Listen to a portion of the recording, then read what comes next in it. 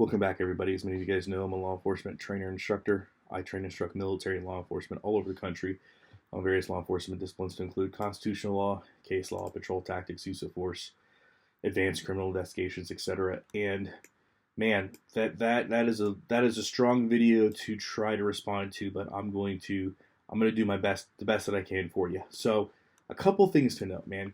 First thing to note, I'm the last person that should be talking about Christianity, should be talking about um, theological things, right? My advanced degrees are not in Bible college, Bible science, theology, theologian stuff, Bible science, whatever you want to call it. I have degrees in criminal justice and law, and so again, I'm the last person that really should be talking about this, but it seems like nobody wants to. So why not? And we're going to throw some case law in here real quick. So there we go. That'll be our nexus. But I find Christianity's response to violence and lawlessness, I've always found it interesting. I'm just going to be honest with you. I've always found it interesting that Christians and Christianity never seems to have a good answer to lawlessness, to crimes, to violence. And I for life me, I can't understand if you're a Christian person or you're one of these people that that follows some of the people that I mentioned. Maybe you can just have somebody get a hold of me and set me straight and help me understand it, because I truly don't. So let's talk about the first thing, just because I know a lot of people. The first thing I would fact check is, did this pastor really get arrested for reading the Bible in Seattle? And yes, we actually have a Ninth Circuit case on it. So let's start with the case law first real quick. Appellate Matthew Meneke is a pastor. Speech was not well received by his audience. On two separate occasions in June 2022, he attended an abortion rally and LGBTQ, add whatever more vowel or whatever more letters on the back of it now, I don't know. Prior to it, Meneke sought to read Bible passages to attendees gathered in the city of Seattle. When those attendees began to abuse and physically assault Meneke, Seattle police officers asked Meneke to move. He said no, and so they ultimately arrested him when he refused to move. So rather than dealing with the wrongdoers directly, and when I dealing with wrongdoers directly, remember, I'm just copying and pasting this. So this is exactly what the Ninth Circuit said. The Ninth Circuit opinion said, instead of the police officers dealing with the wrongdoers directly, they arrested him, and obviously the Ninth Circuit Court of Appeals found this arrest to be unconstitutional, which is huge because, I'm surprised that the Ninth Circuit would.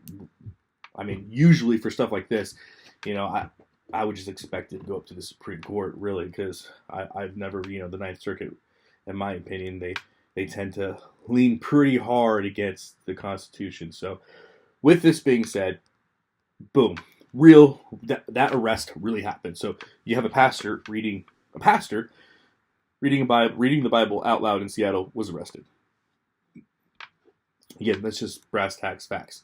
And then you saw how in Texas that evangelist, whatever, person preaching, and he got hit with a noise ordinance violation, and clearly very similar. Sure, can you argue the noise ordinance? You can, but also that's fine. But doing nothing against sure, if you want to cite him with the noise ordinance, cool. How about the people that are taking his stuff? How about the people that are physically assaulting him? And how about the noise ordinance violations for the people yelling and screaming, being louder than him, right? And take that for what it is. But the real question here, outside of the fact that, okay, we got the case law established, you have to wonder, you have to think, or at least you should think, and this is what I would ask any pastor or religious person. And again, if you have some religious influencers that need to set me straight, please send them my way. But my first question is, why do you think they were so comfortable doing that? Right? Everybody can have their opinion, but I'm just going to say the quiet part out loud. It's because you're soft. It's because you're tolerant. They know there's going to be little to no repercussions, right? So the risk reward is so high for them. The reward per risk ratio is so high for them that why wouldn't they do it, right?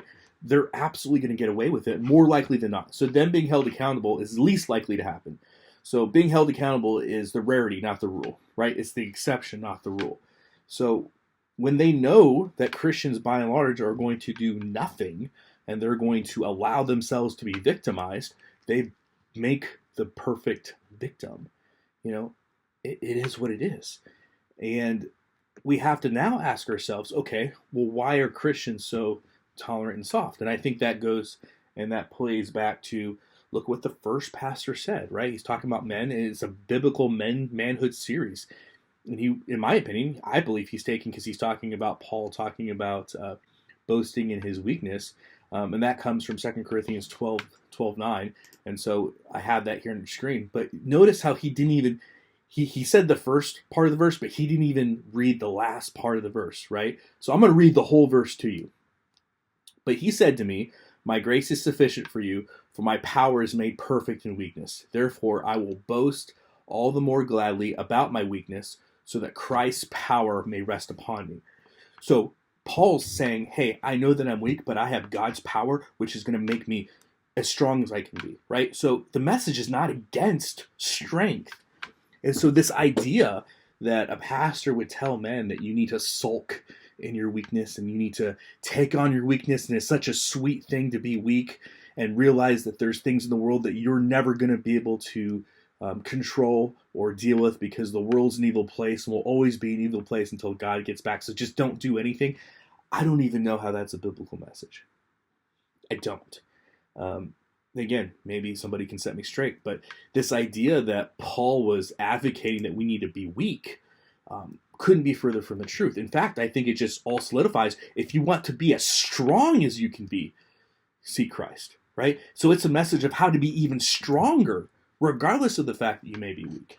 It's a message of strength, not a message to sulk in your weakness. And there's many verses out there that talk about being courageous and being strong. Let's stay in the Corinthians area here. You have 1 Corinthians 16:13, right? It says, be on your guard, stand firm in faith, be courageous, be strong. 1 Corinthians 16:13. And so as somebody who, again, I'm not a theologian, I'm a military veteran, I'm a law enforcement, I'm a criminal investigator, use of force instructor, police trainer, right? So when I look at this verse, right, be on your guard. Well, to be on guard means that you are guarding something, right? So be ready. If you're guarding something, that means you have to be ready to protect it. Well, how do you protect it? Well, there's a lot of different ways to protect it, but ultimately you might have to go hands on. You might have to protect yourself from harm. Stand firm in faith, right? That goes exactly back to the verse he was just talking about in 2 Corinthians 12, right? God is going to give me the strength. I have strength in God. Be courageous, be strong. Again, this idea that the Bible somehow advocates for anybody to lull in their weakness, I just don't, again, I'm not seeing it, but please set me straight on that. And so let's kind of move on to the last portion here real quickly and just talk about the response back to Andrew Tate, right? Like Andrew Tate, hate Andrew Tate, I don't really care, but again, he's not wrong, right? Why do people feel so confident, attacking Christians, assaulting them, punching them? Yeah. Why do they feel so confident? Because I can tell you if the roles were reversed, we wouldn't see that. And I'll probably do a video about this later, but if you take Muslim countries, for example, or just the people that practice Islam, they are so effective at what they do that, for example, the state of Texas had to create a law in order to curtail how successful they're being in communities all over Texas, right? So the fact that Texas has to create a law to curtail the effectiveness from using our laws against us, I think that, and in using their ability to transcend local statute, people that practice Islam, right? I mean, it's just the truth. Say what you want, but that's brass tacks. When you are so effective at what you do that the state has to create a law to curtail you, that should tell you everything that you need to know. And so again, this idea that, and again, right or wrong, like him or hate him, what he's saying is not wrong. It's not factually wrong. And so when we look at this, right, the thing that blows my mind, and this is something that my mind has always been blown about, is that when Christians, if I were to say, hey, we're going to do something about it. All the churches are being attacked, Christians are being attacked. We're going to do something about it. The first thing Christians are going to say is, no, you can't. You can't. The first thing they think is that you can't go burn down communities and you can't attack people. And it's like, oh, I know. I wasn't planning on doing that. Why would you think that I was going to do that? Right? And like you saw in the first video, like you see these, and I can only imagine, especially I'm looking at these pastors, and again, I'm not going to say anything because I don't know them personally, but there seems to be a very common pattern trail with the left. And I'm not saying that these guys are leftists or whatever, but their pattern trails are very similar, right? The idea that somebody is going to defend themselves can only be seen as something that's going to be horrific, damaging, right? If I say I'm tired of my church being attacked, I'm tired of Christians being attacked, I'm going to do something. The fact that their first thought is that I'm somehow going to do something illegal or violent, I just don't understand it. I don't understand where this comes from. I don't understand why they think that action only can be, that the only action that can be done is something that's unlawful. I never understood that. When Charlie Kirk was assassinated, the first thing I didn't think, oh, I need to do something illegal or I need to harm anybody. That's not the first thing I thought. The first thing I thought is, wow, we need to prepare. I need to train. I need to set up a range day. I need to learn some more case law. I need to go for a run. Like, these are all things I'm thinking about. I need to be better. I need to be stronger. I need to be faster. I need to be more prepared. I need to be more diligent. It was not a message of, oh, I just got to go out and do something horrible. That's the last thing that trained people think. And so, again, the fact that Christians have allowed themselves to be so propagandized to the point that saying that I want to lawfully protect myself with the Constitution that our forefathers came up with under the ideals of Judeo-Christianity is somehow, the fact that that's somehow controversial is mind-blowing. Absolutely mind-blowing. So I think that there's a better message.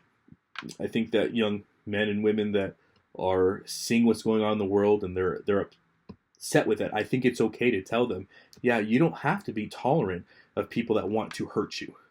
People that are going to physically assault you, you don't have to be tolerant of that.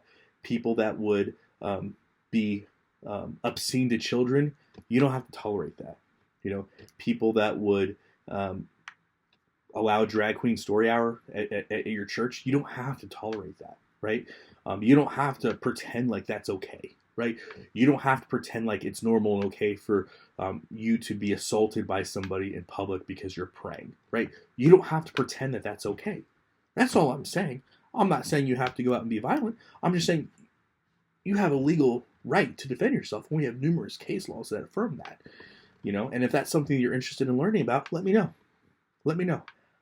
I do training all across the country. If this is something that you think that learning how to defend yourself, learning what the case law is, understanding use of force matrix, understanding the case laws that are going on against Christianities, again, this is stuff that I study every day. So if that's something you're curious about and wanting to know, hit me up. Send me a message. Because that's what we should be doing. We should be training ourselves, our minds, our bodies, our spirits. We should be doing that. We should be telling young men and women, you know what? Yes, pray for your nation, pray for your enemy, love your enemy, but that doesn't mean that you have to let your enemy kill you. It's okay to train. It's okay to protect your churches. That's 100% okay. That's 100% what we should be doing. We should be protecting our children, our elderly from abuse. That's okay to say. And for anybody that would say that it's not okay to say, that's fine. That's their opinion. I just 100% against it, and I don't care what they think about me. So there you have it. Hope this video was helpful for you guys. If you have any questions, leave them down in the comment section below. But most importantly, I want to know, what do you think?